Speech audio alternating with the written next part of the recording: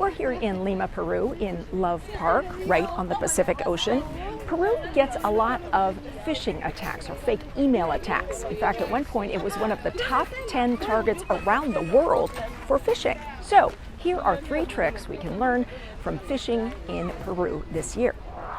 This fake email went out to people in Peru saying they have a delayed package because of an incorrect address. Just click on the attachment to confirm the address or fix it. At first glance, this may look like a JPEG file or image file, usually very safe. But attackers are tricking us. It's really an XXE, a snaky file that can lead to trouble.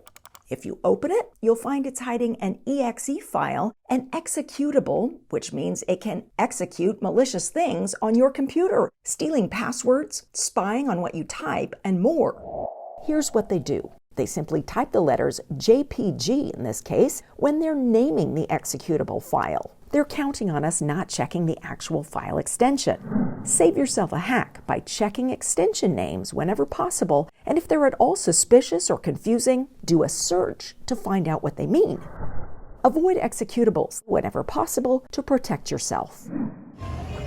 Another round of fake messages went out to trick Peruvian customers of Scotiabank, a Canadian bank with branches all over the world, including this one in Lima. The messages sent people to a site with this info that looks like Scotiabank, but it's fake. The crooks ask you to put in your email address and your password, among other important pieces of info. Then they steal your accounts and passwords and can take over your email and your money. The twist here comes at the end. They tell you there's been an error and send you to the real Scotiabank site. So you think you were on the real one all along. This trick can work for customers of any bank.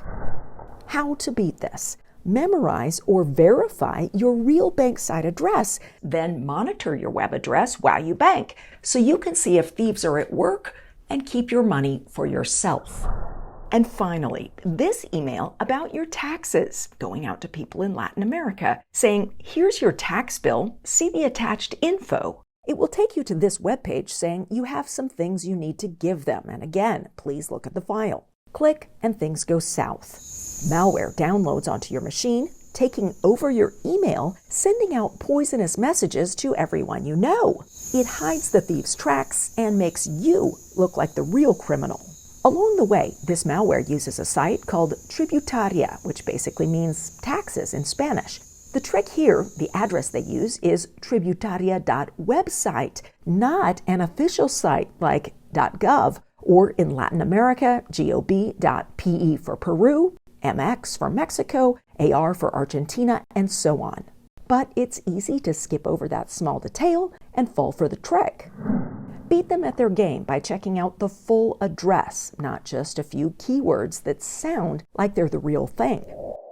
A bonus trick now, that last email you saw, the malware does something unusual. It will suddenly reboot your computer, stop it, and start it up again. So if your computer suddenly out of the blue reboots, you might want to do a scan with whatever antivirus software you have to see if you've been hacked.